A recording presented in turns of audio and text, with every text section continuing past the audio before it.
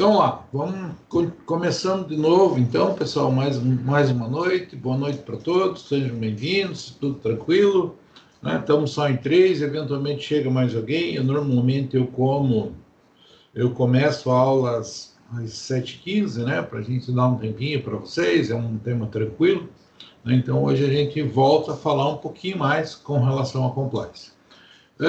Confesso para vocês que para mim é como se eu estivesse falando sempre da mesma coisa, né? E de uma certa forma é lógico que estamos falando de compliance de contratos, são assuntos bem objetivos, é uma disciplina assim que trata da forma correta, dos preceitos éticos, da forma dos cuidados que devem ser tomados com relação à conduta numa contratação, na manutenção de um contrato, em como que esse contrato deve funcionar. Então, é algo assim bastante comum que a gente tenha esse tipo de preocupação, mas para mim, às vezes, parece que eu estou falando mais do mesmo.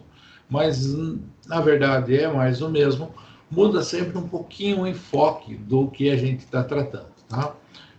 Para mim, é uma outra coisa que dá para comentar, é que é muito legal ter a oportunidade de vir aqui dar aula para vocês que pensam um pouquinho diferente, que são um pouquinho dos alunos do direito, que é com quem eu estou acostumado a trabalhar há muito tempo, ok? Mas vamos lá. Então, hoje a gente fala o quê? Da gestão executiva, né? Da parte da execução de uma auditoria, da questão do reporting, né? Exigência de relatórios, né? De reportar-se, de relatar o que realmente está acontecendo. Vamos falar que o nosso reporting seria isso, né? E eventual rescisão. Rescisão é por fim. Rescisão vem da ideia de rescindir. Rescindir vem da ideia de cortar por fim ao nosso contrato, ao nosso ajuste. Motivada por quê? Por conta de alguma coisa que não está legal dentro dos nossos procedimentos éticos, né? Dentro do nosso compliance, dentro do nosso procedimento ideal de transcurso da execução de um contrato. Tá? Então, é dessas coisas que a gente fala, mas vocês vão ver que a gente acaba falando dos mesmos termos, da mesma situação, a gente só vai evoluindo um pouquinho e colocando sempre alguma coisinha a mais, né, no nosso conteúdo. Então, o objetivo da aula é compreender o monitoramento como um ciclo da vida contratual, ou seja, que eu tenho que entender que faz parte do compliance essa exigência, o cuidado, a verificação se realmente estão sendo tomadas as medidas, estão sendo praticadas as condutas da forma correta. Tá? Além disso, eu tenho que estruturar a questão da auditoria, que é aquele direito de fazer a verificação, né? Direito de auditar, né? Então, aqui o direito a realizar a auditoria, né? E estabelecer, assim, obrigações de reporte, né? Obrigações de reportar, de prestar relatórios, de apresentar como que a coisa está funcionando, demonstrar o funcionamento da execução daquele contrato. E, eventualmente, o que posso considerar como uma falha grave ao ponto de eu rescindir o contrato, de eu pôr fim ao contrato e deixar de manter o vínculo com aquele colaborador, com aquele prestador de serviço, porque aquele contrato está trazendo, na prática, mais dor de cabeça do que está resolvendo meus problemas. Eu estou correndo mais riscos de trazer débitos pelo não funcionamento correto, pela não adoção de procedimentos transparentes, do que a manutenção daquele contrato está me trazendo de benefício, né? Para começar essa conversa, volto a falar uma coisa que a gente diz há algumas aulas, né? Que o monitoramento é um pouco diferente da execução de uma auditoria. Quando eu falo monitoramento, eu estou falando algo que faz parte da rotina, da verificação, da gestão diária, né? É aquela coisa que está ali montada para verificar, para perceber irregularidades rotineiras dentro do dia a dia do funcionamento de um contrato, de uma prestação, de uma terceirização, de uma aquisição de produtos, de insumos, né, de matéria-prima de modo geral, né? Então, o monitoramento ele existe dessa forma, de forma permanente, perene, contínua, né? São cuidados que a gente toma no dia a dia. Faz parte, assim, de um radar, de um leque de atitudes e sentidos que devem estar sempre ligados. Quando eu falo em auditoria, eu vou um pouquinho além. A A auditoria é aquilo que acontece periodicamente ou por amostragem e visa ter assim, um controle maior. Então, por meio do procedimento de auditoria, eu vou verificar se aqueles controles que estão sendo utilizados por meio do monitoramento estão refletindo a realidade. Então, veja, ele está entre parênteses a ideia de lupa, por quê? E o próprio desenho, ele está uma lupa, por quê? Porque eu vou utilizar aquilo para verificar se aquelas condutas, se aquilo que faz parte do meu monitoramento diário realmente reflete a realidade do que está acontecendo na empresa, né? Então, a gente coloca ali 2 desenhos simples, né? A questão do radar, do funcionamento, que é uma coisa mecânica que vai estar atuando sempre, e a auditoria, que vai olhar minuciosamente todos os detalhes que a gente tem, que eu não consigo fazer no dia a dia da empresa, tá? Então, diariamente a empresa tem uma realidade, que é o nosso monitoramento, e eventualmente pode surgir a necessidade de uma auditoria, tá? A sinergia, né, é um compliance que monitora aqueles índices, né, os KPIs, que são os índices que demonstram se está tendo, se está funcionando correto, se está havendo transparência, se o compliance está funcionando dentro da empresa ou não, né? E a auditoria valida o processo. Então, eu tenho um procedimento, um funcionamento, com uma série de monitoramentos dentro disso. O que eu vou monitorar? Aqueles índices, aqueles fatores que demonstram o funcionamento correto ou não de um processo qualquer, né? E a auditoria vai servir para quê? Tá tendo monitoramento. Quando eu faço uma auditoria, eu vou validar, não, realmente, o monitoramento está correto e nós podemos ficar tranquilos com ele. Então, quando eu faço o bom funcionamento das duas coisas, eu estou fazendo algo que está juntando energia, juntando força, está sendo sinérgico com relação ao nosso funcionamento, ok? Bom, para tudo isso, pessoal, a gente tem que lembrar que o contrato, ele é uma ferramenta viva, né? Ferramenta por quê? Porque ele serve para determinar como que aquela relação tem que funcionar. Então, não existe, né, para que eu tenha uma boa execução, para que eu consiga verificar tudo que está acontecendo, para que eu tenha liberdade, que eu tenha direito de fazer todas as verificações que eu entenda necessário, é importante que eu tenha um contrato que tenha essa possibilidade, né? Que me possibilite fazer isso. Então, é o contrato uma ferramenta que vai servir para mim dizer assim, olha, eu quero verificar o que tem dentro do teu barracão, a conduta que o seu funcionário está tomando. Porque quando eu lhe contratei, por meio desse contrato, ficou estabelecido que eu tinha o direito de fazer isso. Eu posso entrar no estabelecimento de qualquer funcionário, de qualquer pessoa? Não, só se eu tiver autorização para isso. Então, eu quero verificar como que está o funcionamento, como que é a linha de montagem de um fornecedor meu, verificar se ele realmente utiliza a matéria-prima que ele deve utilizar. Eu tenho que ter autorização contratual para isso, né? Então, as cláusulas são ferramentas estratégicas, né? Mas exigem fiscalização ativa. O que eu quero dizer? Eu posso exercer a fiscalização, eu tenho que verificar se aquilo que está dentro do meu contrato está sendo cumprido, ok? Então, eu vou monitorar todo o vínculo, toda a situação, toda a relação, as operações, o que é comprado, o que é entregue, a forma com que é feito, por meio de uma autorização contratual de vínculos, de coisas que deixem eu verificar se aquilo está funcionando ou não. Às vezes, eu preciso de um procedimento específico, de uma situação diferenciada, né? E eu tenho que ter mecanismos para que isso efetivamente funcione. Às vezes é por conta da qualidade, às vezes é por conta da pureza, às vezes é por questões culturais as mais diferentes. Então vamos imaginar, por exemplo, né? Aqui eu não conheço, mas lá na Argentina tinha, por exemplo, o McDonald's Kosher. McDonald's Kosher é o povo que é, desculpe o engano, mas se não me engano, judeu, que eles só comem carne desde que sejam obedecidos determinados critérios de como aquela carne foi produzida. Tá. Então, quando eu estou no McDonald's Kosher, eu sei que naquele McDonald's a carne foi produzida seguindo rígidos padrões de acordo com um preceito religioso, inclusive. Ah, então existe isso? Existe. Ah, como é que o McDonald's vai conseguir pôr um selo disso? Só se ele realmente tiver um mecanismo que possibilite ele verificar exatamente como que funciona a linha de produção do seu fornecedor.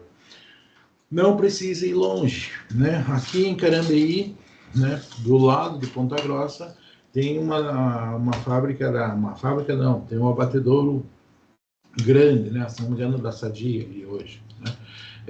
Ou Perdigão, nem sei como é que era, a antiga Castrolanda, né? Batal, então era uma grande marca que englobou todas essas que eu estou lhe falando, né?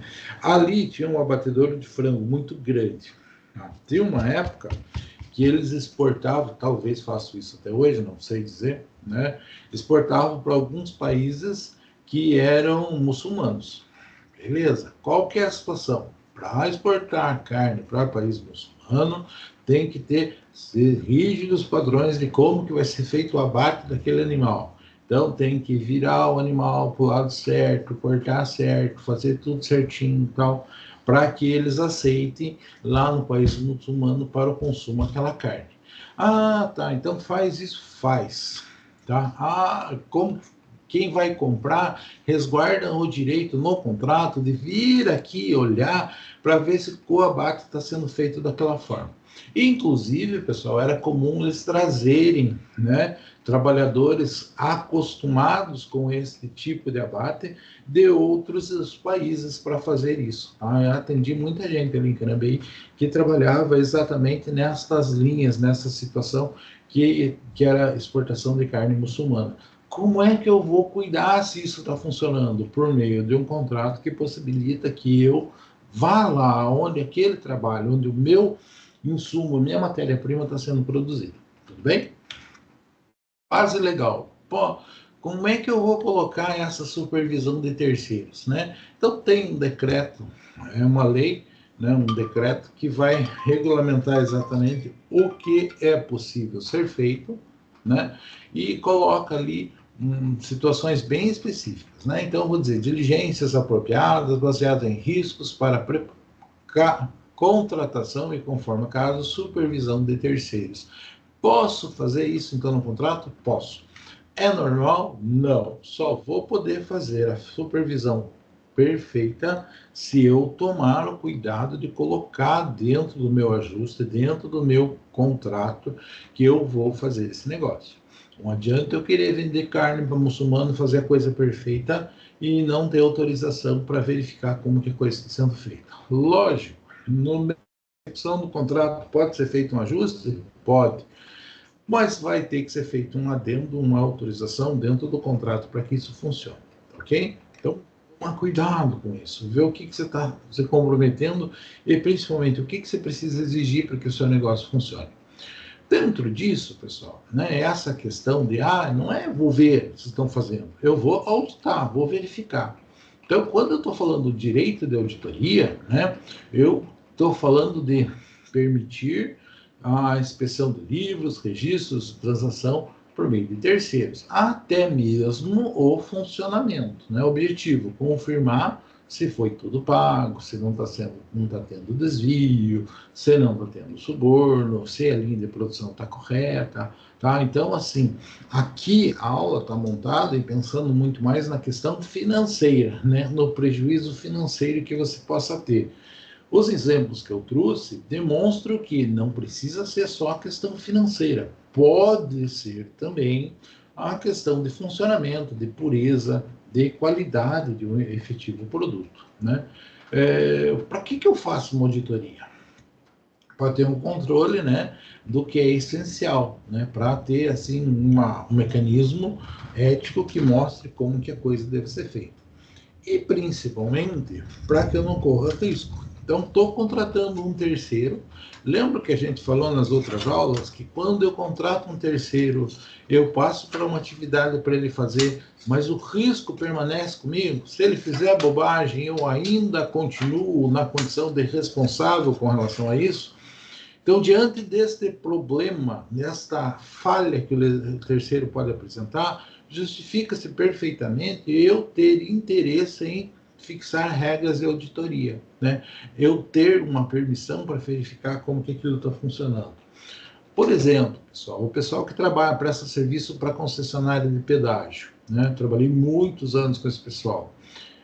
Eles têm no contrato deles inúmeras regras que exigem prestação de contas, né? Não é nem auditoria, é uma prestação de contas no sentido de que eu só lhe pago se você vier aqui me trazer comprovante de pagamento de todas as suas obrigações trabalhistas, previdenciárias e algumas tributárias também.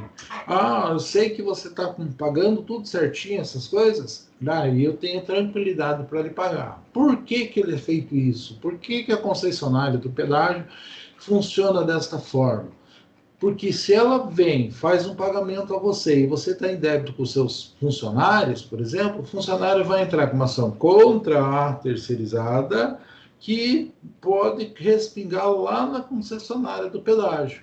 Então, a forma mais eficiente de fazer é ela já ir verificando. Isso nada mais é do que o exercício do direito de auditoria dentro dos contratos celebrados. Né? Qual que é o escopo? Qual que é o objetivo disso? Financeiro, rastrear pagamentos, notas fiscais, reembolso, ver se está tudo funcionando certinho.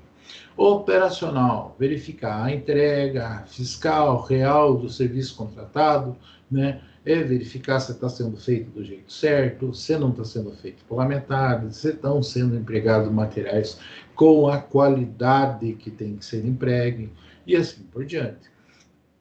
Além disso, todos os controles internos, equipamentos, coisas diversas que tem que exigir para que o serviço, para que aquilo que está sendo contratado, objeto do nosso contrato, esteja sendo feito com primazia, com boa, com a qualidade que eu espero que seja, ok? Lógico. Vou prever um direito, mas esse direito tem limitações, né? Não tem como eu prever um direito de auditar tudo sem limite. Então, primeiro, não posso utilizar como espionagem, como uma forma de retirar um segredo comercial. Não tem como eu criar um contrato que obrigue a Coca-Cola, porque ela vai vender muito Coca-Cola para os meus clientes, que ela entregue a fórmula de como que é feito xarope. Dá para fazer isso? Não dá. Né? Assim como eu tenho que proteger os dados, né? A LGPD, a Lei Geral de Proteção de Dados, e a gente tem esta preocupação constante em qualquer tipo de contrato. Hoje mesmo com a minha esposa, a gente está trabalhando com o pessoal de uma auditoria, né? Uma auditoria fiscal e previdenciária, prestando serviço para algumas empresas, e uma das grandes preocupações é que este serviço, para ser prestado, tem que ter a autorização plena do contratante, daquele que vai ser auditado em busca de eventuais créditos, né, de uma eventual recuperação fiscal, tem que ter plena autorização por conta da lei de proteção de dados. Né? Ah, tem questões, por exemplo, de recuperação previdenciária, algumas coisas que a gente pode fazer na folha de pagamento, desoneração da folha de pagamento com relação a alguns tributos, algumas situações, muito interessante para o empresário. Mas tem que ter critérios claros, cuidados objetivos com os dados que você vai manusear, né? Cuidado com a questão da Lei Geral de Proteção de Dados. Além disso, pessoal, tem que ter independência, né? Os auditores têm que ser externos, têm que ser isentos, têm que ser técnicos, não pode ser aquele sujeito que tem interesse na causa, né? Ah, eu não vou levar o meu vizinho, levar um concorrente, levar uma pessoa que está inserida naquele mercado para fazer uma auditoria. Eu vou pegar um terceiro de um mundo não relacionado a isso, uma pessoa isenta, sem interesse, para fazer esse levantamento, para fazer esse trabalho. Só desta forma eu consigo.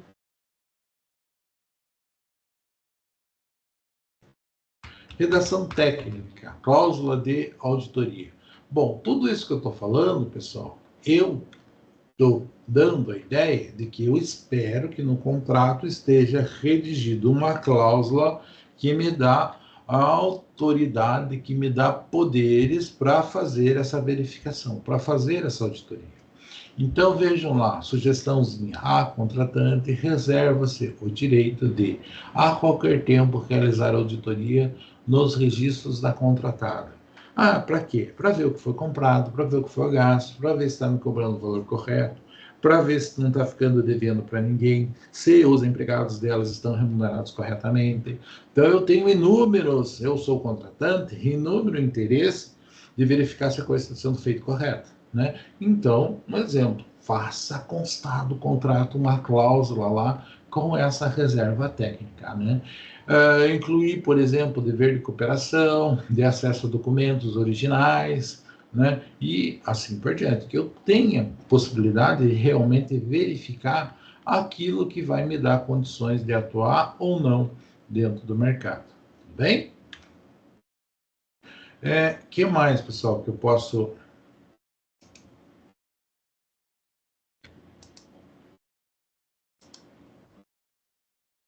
Vamos colocar aqui. Gatilhos da auditoria. Eu posso, né, ter uma auditoria, né, e como a gente viu, eu tenho um monitoramento, que é aquilo que acontece diariamente, e eu tenho auditoria, que é pontual. O que eu posso utilizar? Quando que é interessante, eu dizer assim, puxa, nesse caso aqui é importante fazer um levantamento mais aprofundado, não que vai ser uma auditoria. Normalmente, pessoal, eu vou utilizar desses gatilhos de uma forma programada. Então, uma vez por ano. Quando acontecer tal coisa. Então, posso fazer 6 meses. Então, posso ter um contrato prevendo auditorias de forma temporalizada, né? De forma assim, passou tanto tempo, eu faço. Posso colocar, por exemplo, que vai ser feito se houver uma denúncia, se tiver uma propaganda negativa, se ocorrer aí uma diminuição no valor, na quantidade de venda e alguma coisa assim, né? Então, posso condicionar a realização de uma auditoria a uma denúncia? Posso, tá? Não é interessante que eu programe, né? E, por exemplo, assim, né? Eu posso colocar, sempre que surgir alguns fatores, as red flags, né? As bandeiras vermelhas, aconteceu tal coisa, o mercado está isso, a concorrência aumentou, tem uma propaganda negativa, né?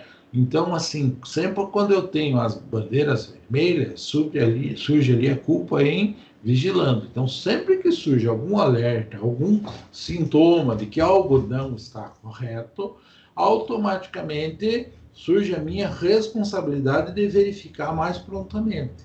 Então, fazer uma correlação. Sempre que eu tenho um sinal de que algo que não está correto, as bandeiras vermelhas, surge a minha responsabilidade de fiscalizar mais de perto. Se eu não fiscalizo, eu sou culpado, porque eu não vigiei corretamente o funcionamento.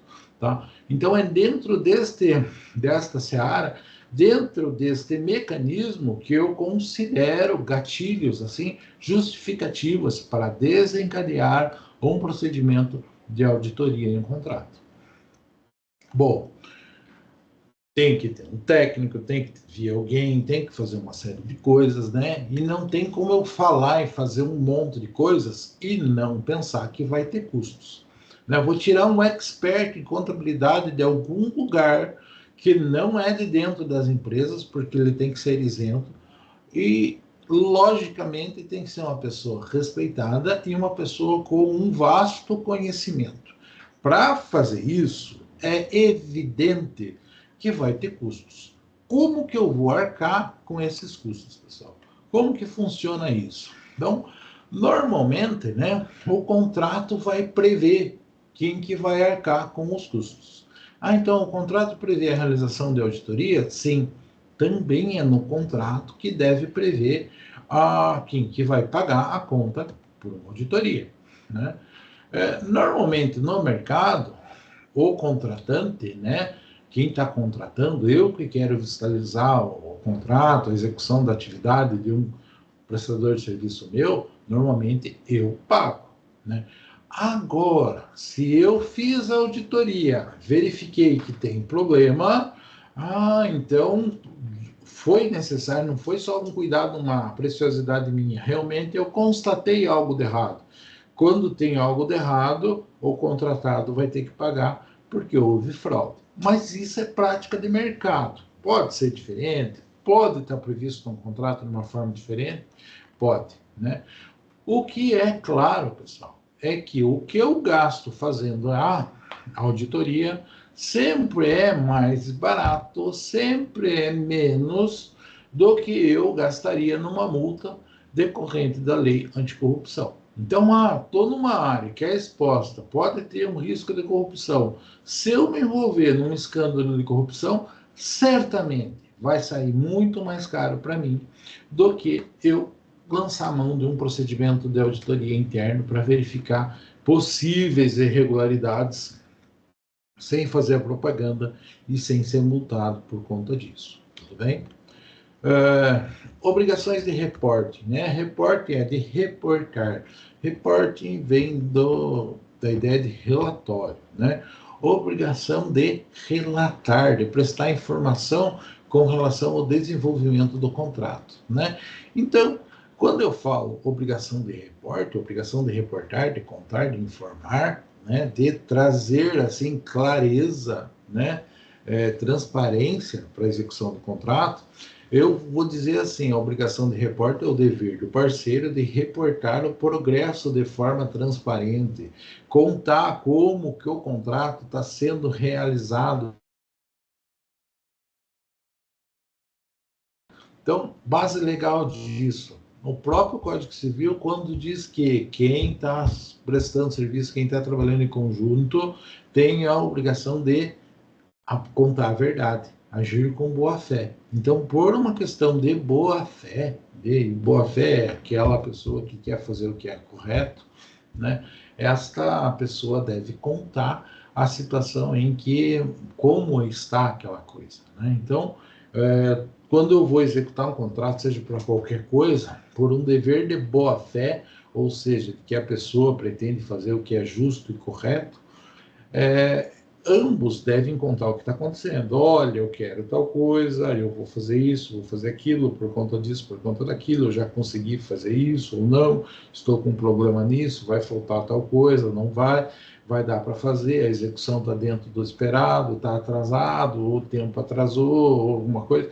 Eu tenho que ter sempre uma, digamos assim, uma conversação, uma troca de informações muito clara. E o que é isso? É o direito de reportar, de contar, né? Na verdade, não é o direito, né? É o direito de exigir essas informações, que seria a obrigação de reportar, de relatar como que está o desenvolvimento do nosso contrato, né? Somente quando esta obrigação de informação, de prestar informação, é realizada de forma correta, né, é que eu consigo verificar de forma justa, que eu consigo ir programando o meu negócio, né? Imagina aquela situação da obra, né? Se eu contratei uma obra e eu estou recebendo informações, estou acompanhando a execução da obra para e passo, à medida que ela está acontecendo, a hora que atrasar, eu não vou ser surpreendido, porque eu já estou acompanhando desde o começo. O problema é, se eu não recebo as informações corretas, de repente atrasa, e isso pode ser uma surpresa para mim, ok? Então, para evitar que isso seja uma surpresa, para que eu consiga balancear, para que eu consiga trazer o contrato da forma mais correta possível, eu tenho que ter informações. Claro, não dá, tem que ter informações, tem que ter interesse, tem que ir atrás de tudo que realmente a gente busca para saber se está sendo feito da forma correta ou não. Tá? O que tem que constar desses relatórios, pessoal? Bom, tem um monte de gente trabalhando? Tem. Tem que ter treinamento? Tem. Né? Por exemplo, trabalhava com o pessoal da rodovia. Gente, o pessoal da rodovia tem que saber quando que pode entrar na rodovia, como que faz para atravessar a rua, deu um acidente, para que lado que corre. Tem que ter um monte de treinamento para saber se não vai ter problema, se não vai morrer mais gente do que o que precisa na hora que dá um problema. tem um edifício de 10 andares sendo construído. O cara que vai estar lá no quinto andar, que vai subir, que vai trabalhar, ele tem que ser treinado para saber como que deve proceder, como que funciona. Por quê? Se ele não souber, pode dar um problema, ele pode conseguir não sair, ele pode se envolver num acidente por mero desconhecimento do que ele deve fazer da forma correta. Então, vou colocar alguém para trabalhar, esse alguém tem que estar treinado.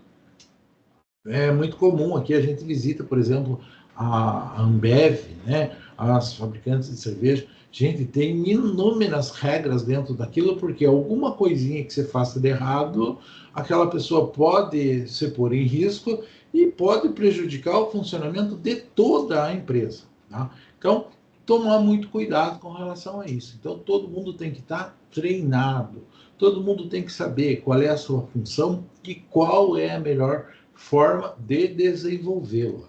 Tá? Atualização da lista de subcontratados e seus riscos. Então, eu vou numa empresa, tem que saber todo mundo que está trabalhando. Os empregados, ótimo. Tem um terceiro? Quem é o terceiro? Aonde que está esse terceiro? O que ele faz? O que ele está autorizado? Até onde ele pode ir? Qual é o risco ao qual ele está exposto e qual é o risco que a atividade dele expõe aos outros? Então, coisas elementares que tem que constar desses relatórios. Olha, estou recebendo a visita de fulano, fulano pode assim, tem que fazer isso, tem que fazer aquilo, e assim por diante, né? Também é interessante a declaração de inexistência de conflitos de interesse, ou seja, trabalho para cá, não posso ter relação com o concorrente, porque senão eu posso levar uma informação, eu posso informar como que algo é feito, até questões comerciais, né? Saber o preço de um serviço que foi proposto aqui, pode servir de subsídio para um concorrente meu fazer uma proposta mais baixa. Então eu tenho que ter muito cuidado. Quem está envolvido comigo não pode ter conflito de interesse com o que está sendo desenvolvido dentro da empresa. Da mesma forma, eu tenho que cuidar, eventualmente, com os PEPs, né? Quem são essas? São as pessoas politicamente expostas. Porque eu posso colocar uma pessoa e essa pessoa pode, poxa vida, assim, prejudicar demais a imagem da minha empresa, né? Então, vamos pegar, por exemplo, a JBS. A história que a JBS é propriedade do filho do Lula, com certeza trouxe inúmeros prejuízos para a JBS. Ah, é verdade? Não é? Não interessa. É uma pessoa politicamente exposta? Sim, é uma pessoa politicamente exposta. Então, se existe alguém que é politicamente exposto no dia a dia da empresa, alguma situação, tem que saber quem é essa pessoa para conseguir avaliar os riscos que a associação da figura desta pessoa com a empresa podem trazer. Ah, que problema. Puxa vida, vão dizer que ele é filho do Lula, daí os bolsonaristas não vão cobrar o meu produto, e assim por diante. Né? Então, coisas assim normais que a gente vai verificar. O que mais, pessoal? Relatórios, né? Reportes de EG. Eu tenho que ter um relatório, né? Imediato. De um prazo estrito, né, para informar, ó, deu um problema, tem que ter um relatório. Ó, aconteceu tal coisa, furtaram alguma coisa, fugiu isso, fugiu aquilo, tem que ir lá e fazer um relatório claro do que aconteceu. Relatar o que eu vou fazer para não ter problema, para não, então, formalizar, deu problema, puxa vida, conta o que aconteceu e daí num prazo médio, assim, quem receber aquilo vai ter que fazer alguma coisa para resolver, né? E isso serve, né, para levantar uma bandeira vermelha para que o responsável por aquilo, né, saiba o que vai fazer. Puxa vida, não posso mais trabalhar com essa pessoa. Por quê? Porque está tendo esse problema, vou suspender o contrato. Ah, eu tenho que esperar uma decisão, terminar um trânsito de julgado, ele ser condenado em alguma coisa? Não, eu não vou nem me relacionar com esse tipo de pessoa. Então eu tenho que fazer alguma coisa específicas. Por exemplo, um certo dia estava eu no NPJ, trabalhando bem tranquilo, vem um aluno e me conta, nossa, professor, reprovei ontem no TCC. Ele falou, é mesmo, que pena. Mas eu fiquei feliz porque os 2 TCC que eu vendi, os alunos passaram. Ah, é verdade? Então passaram. Você vendeu, fez para eles? Fiz. Quanto que você cobrou? Cobrei tanto. Por quem foram as pessoas? Foi fulano e Beltrano. Falou para mim, eu tinha sido banca dessas pessoas. O que eu posso fazer? Eu vou ficar quieto? Eu trabalho dentro de uma empresa grande? Não. Eu peguei, fui para minha sala, redigi uma denúncia e falei assim, eu, Edi, recebi a notícia de fulano de tal, que tal e tal trabalho foram vendidos, feitos por ela, cobrados pelo valor de tanto, e que por mais que os alunos tenham sido eles apresentaram, não foram eles que fizeram. Então, diante dessa informação, eu não posso guardar uma informação tão complicada para mim, eu tenho que levar ao conhecimento do meu superior. Redigi isso, fui lá na secretaria e protocolei. Dali para frente, eu fiz a minha função, eu notifiquei o problema que eu tomei conhecimento. O que aconteceu? O coordenador ficou desesperado, todo mundo ficou desesperado, chamaram os alunos, abriram um processo interno, fizeram o que foi. Mas o fato é que todo mundo reprovou. Tranquilo? Mas o Edi fez a conduta que a boa gestão, que um compliance correto indica que ele tem que fazer. Eu não posso ficar de fofoca. Fiquei sabendo, se eu ficar quieto, eu sou conivente. Ok? Então, vai fazer uma besteira, não saia contando, ou se você ficar sabendo, tome a medida correta. Foi o que eu fiz. Da mesma forma, fiquei sabendo do problema, da crise, o que eu vou fazer? Vou automaticamente notificar ao competente para que tome a medida correta. Tranquilo? No caso, mitigou, tentou resolver, resolveu, né? E serviu assim como uma bandeira. Se tiver esse problema aqui, vai ser reprovado. Tudo bem? É um exemplo assim grosseiro do que seria esta situação. Conflitos de interesse na execução, no cumprimento, né? Então, lógico, tem o interesse público, tem o interesse privado, né? Mas a ideia é que eu mantenha um monitoramento para verificar, né, como é que está a relação dos meus sócios e agentes públicos, né?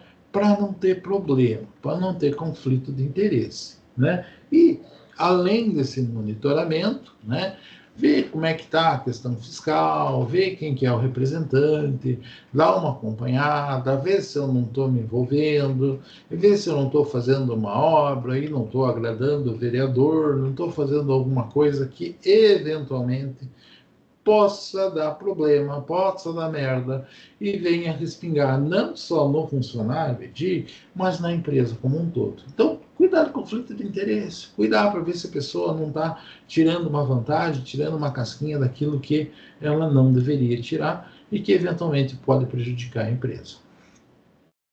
Dashboard de gestão de contratos. Então, quando eu vou fazer o meu quadro, né, a minha lista, a minha mesa, né, com as informações importantes ao contrato, eu tenho que ver lá, né, em índices. Qual que é a taxa de entrega de relatório, né? Como que tá? Estou tendo problemas éticos? Não. Os controles que eu tenho para fiscalização daquela atividade estão funcionando corretamente ou não, né? Vou analisar todos os dados que eu tenho com relação à minha rede de fornecedores, quais são os fornecedores que são mais rápidos, mais eficientes, que cumprem com mais facilidade, que eu tenho mais maleabilidade para negociar, né?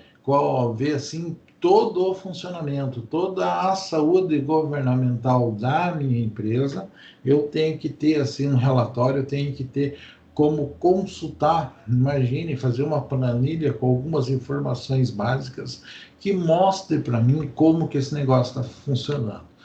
Claro, o Edi falar uma planilha é algo extremamente arcaico, né? Quando eu trabalhava na concessionária, na Fiat, alguma coisa, a gente trabalhava com base em planilha. O Quero acreditar que passados 20 anos, né, a situação é um pouco diferente, de 30 anos para mais de 20, né?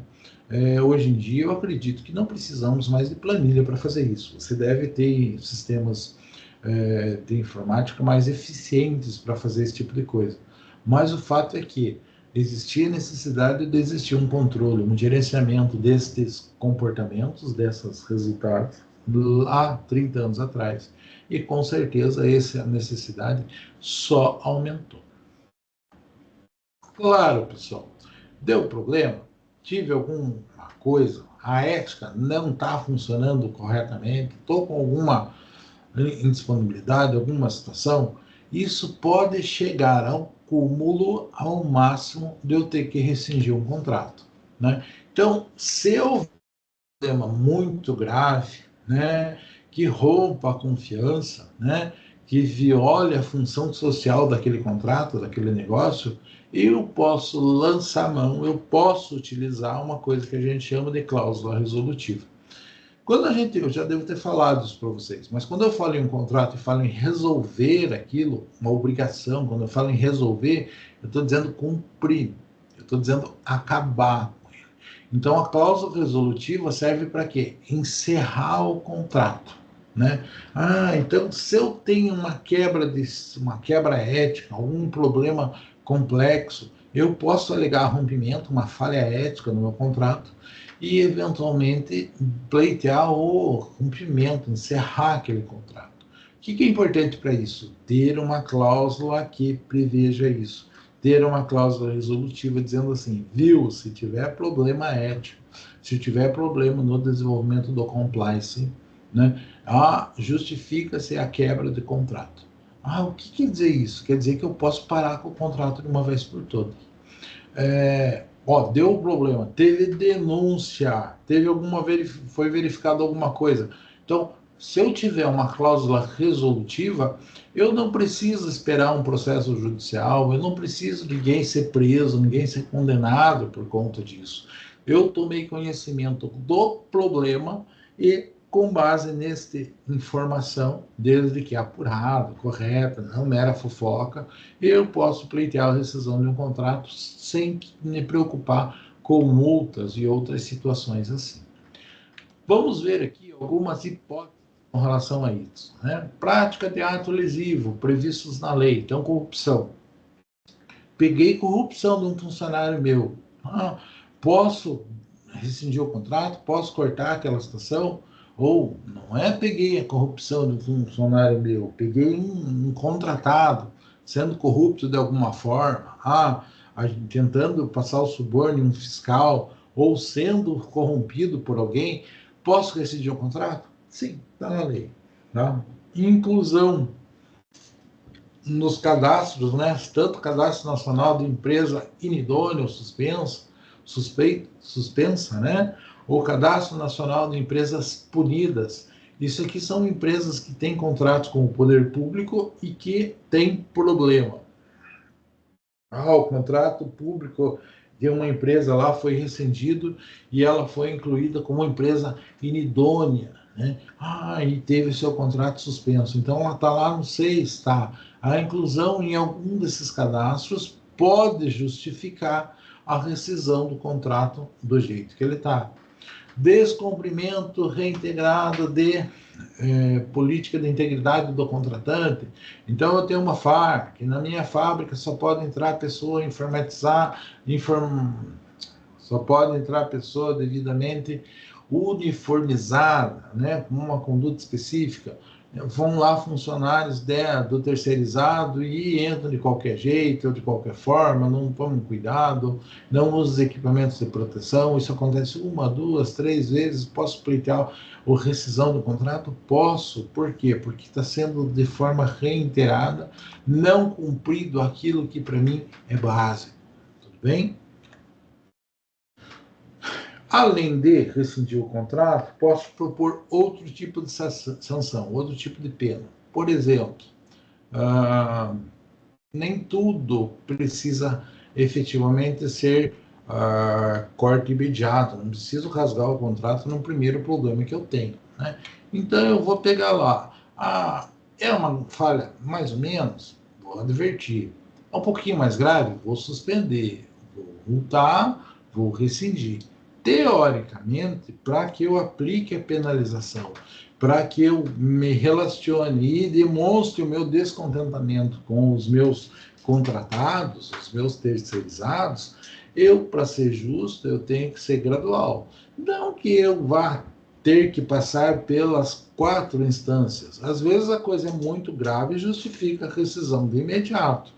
Mas o importante é que aconteceu um problema grave, eu tome alguma das medidas. Então, eu suspendo, eu adverto. Então, eu vou seguindo esse caminho.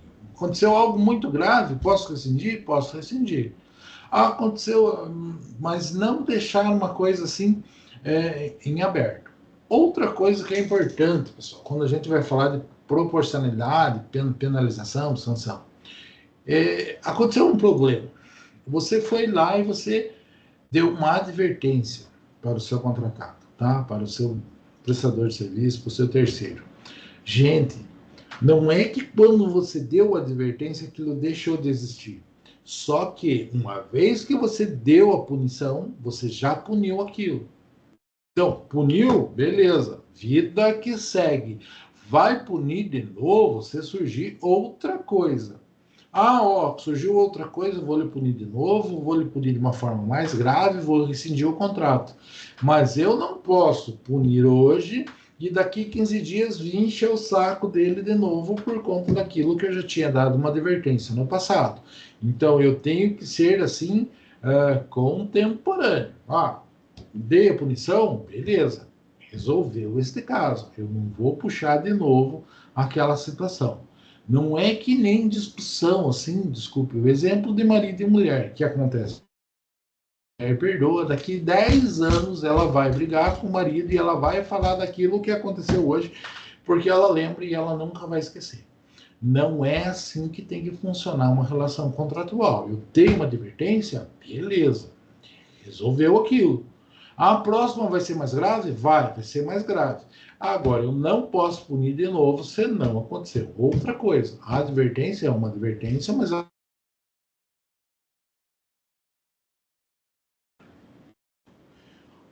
disso, pessoal, remediar, né, dar oportunidade de resolver, né, antes de aplicar a sanção, né, de rescindir o contrato, de aplicar uma multa, conversa, tenta trazer assim uma solução para o problema, é mais eficiente do que ficar penalizando, né? Então a ideia é o quê? Que o contrato funcione sem problema, sem irregularidade.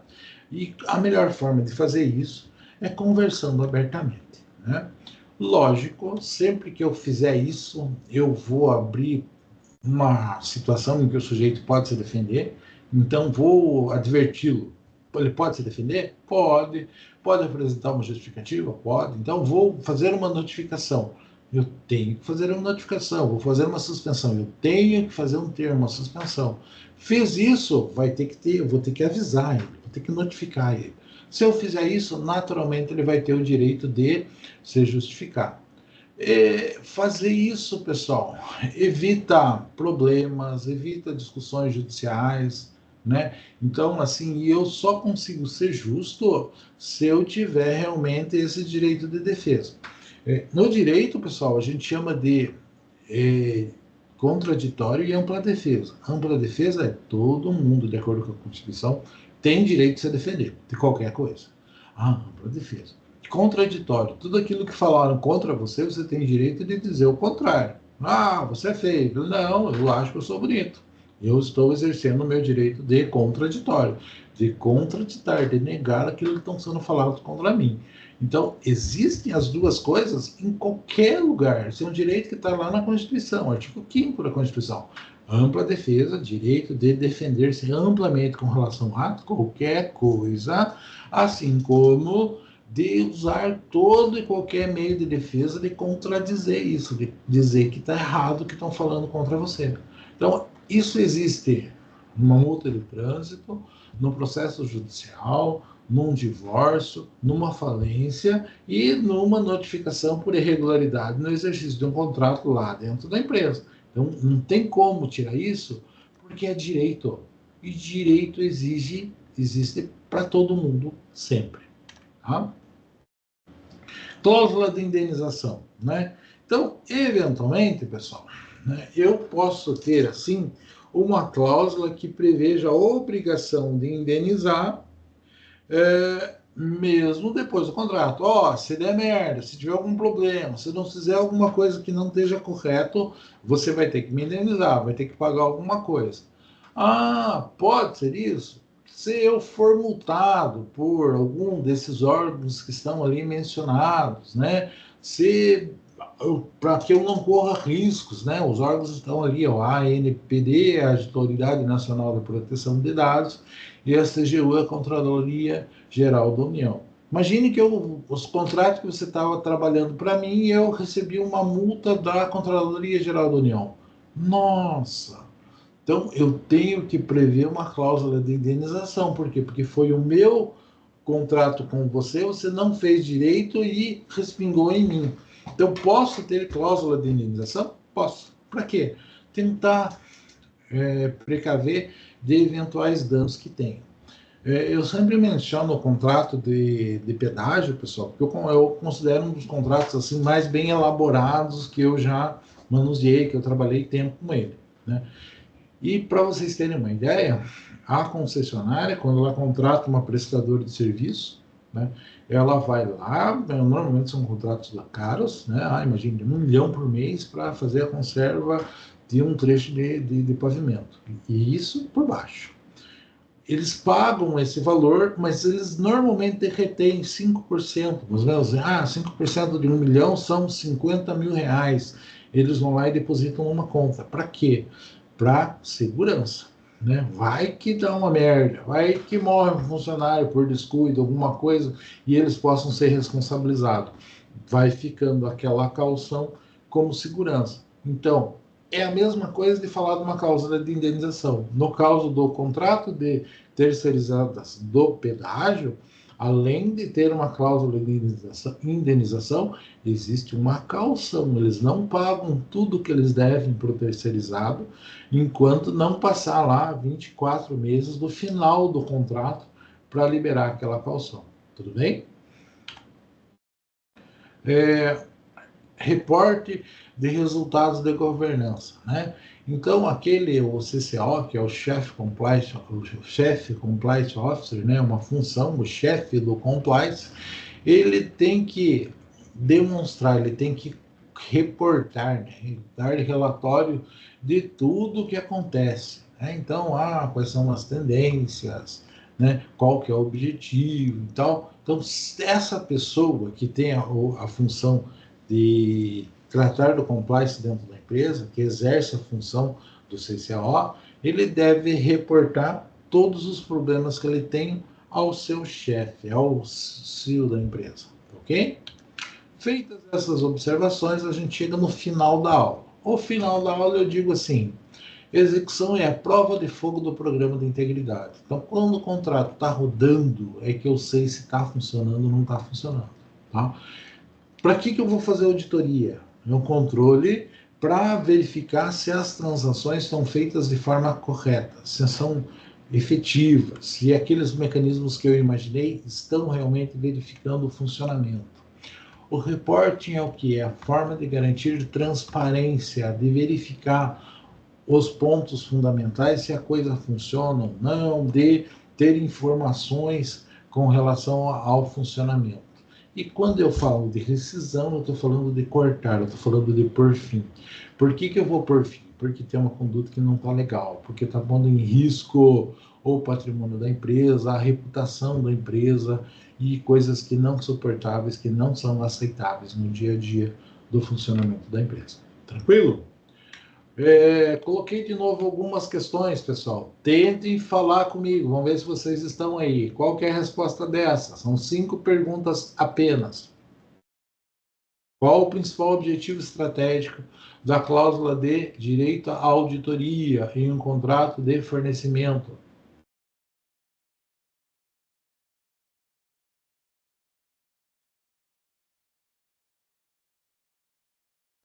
Alguém responde? A letra C? Isso, com certeza. Inspecionar registros, né? Ah, para isso que eu quero saber se está tudo listo, se está tudo certinho.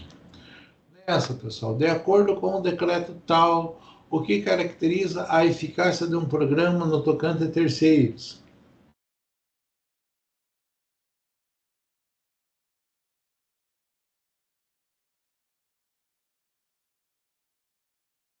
B? Eu acho que as outras não têm fundamento, né? Então, é a realização de diligências apropriadas para a supervisão contínua baseada em riscos, ou seja, se eu tomo os cuidados necessários, eu digo que está tudo certinho. Sobre a obrigação de prestar relatórios, o reporting, pelo parceiro comercial, é correto afirmar?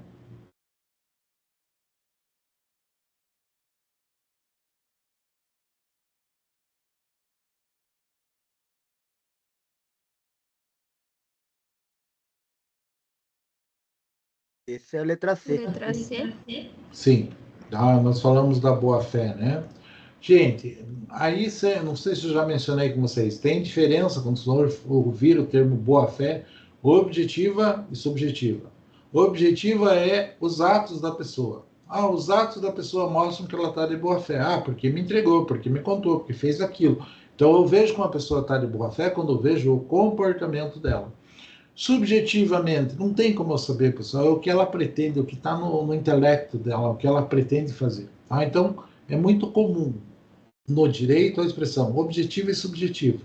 No caso, objetivo é o que a gente pode ver, o subjetivo é o que a pessoa está pensando, mas a gente não consegue nunca ter certeza do que é isso. Tá? Qual o cenário de rescisão motivada por descumprimento da integridade é considerado medida necessária?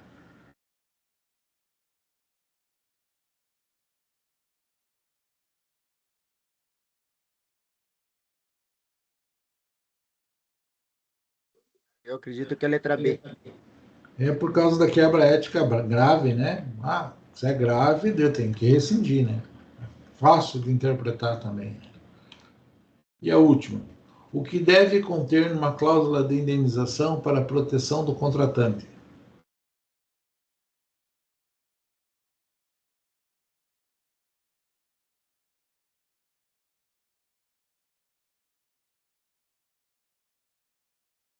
Essa eu acredito que é a letra C também. Sim, causou prejuízo, ressarcir os prejuízos causados. Acho que está certo.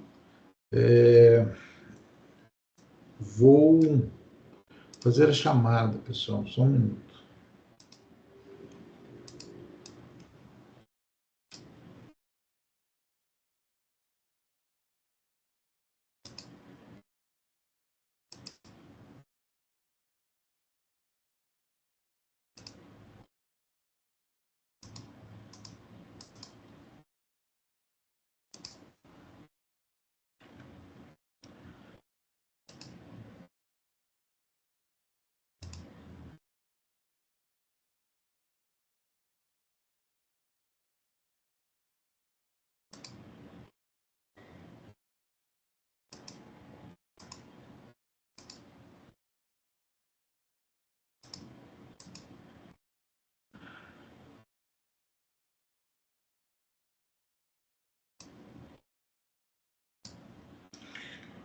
A Cíntia está ali. A Débora não está. O Wellington está ali. Emily não está.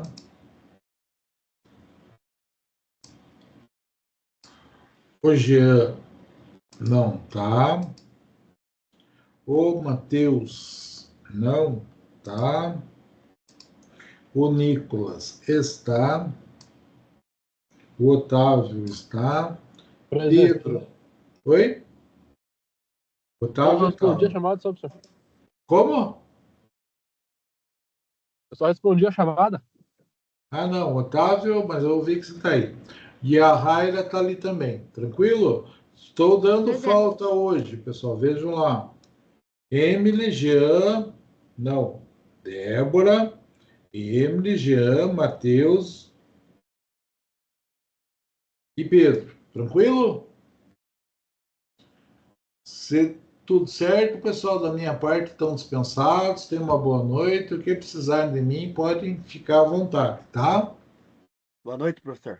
Boa noite, abraço, tudo de Boa bom. noite.